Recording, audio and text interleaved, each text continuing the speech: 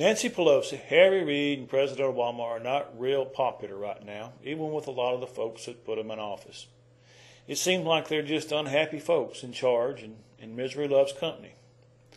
Now, I'm not going to talk any specific politics here. Lord knows there's enough of that out there on the news and Facebook and Twitter. I'm just looking at these folks at a personal level. Just take a look at them. Obama's always going around talking about whose ass he's going to kick.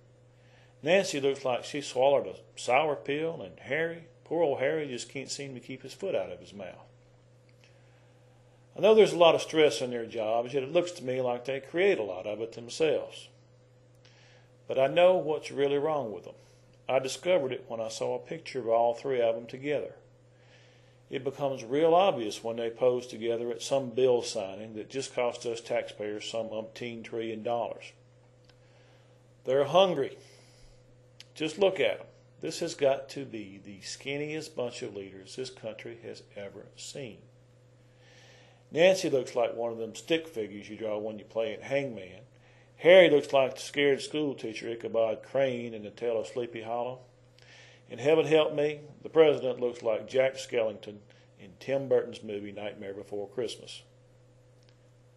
It's hard to make good decisions or be likable if you're hungry.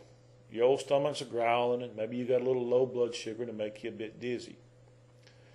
Things might improve up there in Washington if we could just get these folks to eat proper. Fatten them up a bit, as my mama used to say. It's interesting to note that none of these folks are from the South, where we know how, when, what, and where to eat.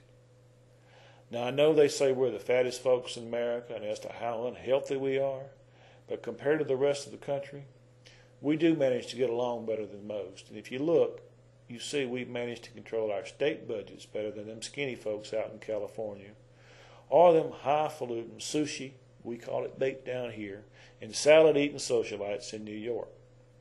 A little meat on your bones tends to make you calmer and more thoughtful in your decision-making. I think you see the world with a little more ease.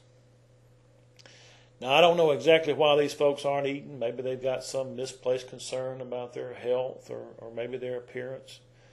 But it's obvious it ain't working for them.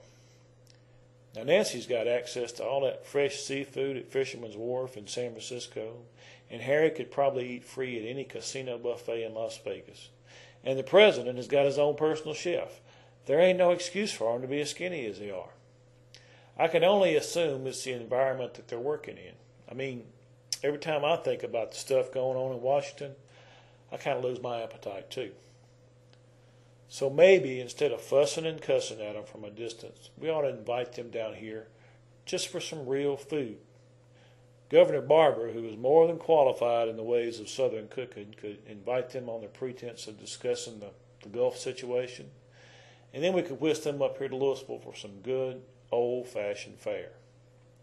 We all know Miss Aline Haynes and a few others could throw a meal together to put anybody in a good mood. People just tend to be more agreeable when their bellies are full of fried chicken, garlic mashed potatoes, purple oil peas, maybe a few fried green tomatoes, and some southern cornbread. Now, if you were to top that off with a slice of pecan pie and a serving of Aline Ingram's homemade ice cream, I guarantee them folks couldn't be anything but more agreeable.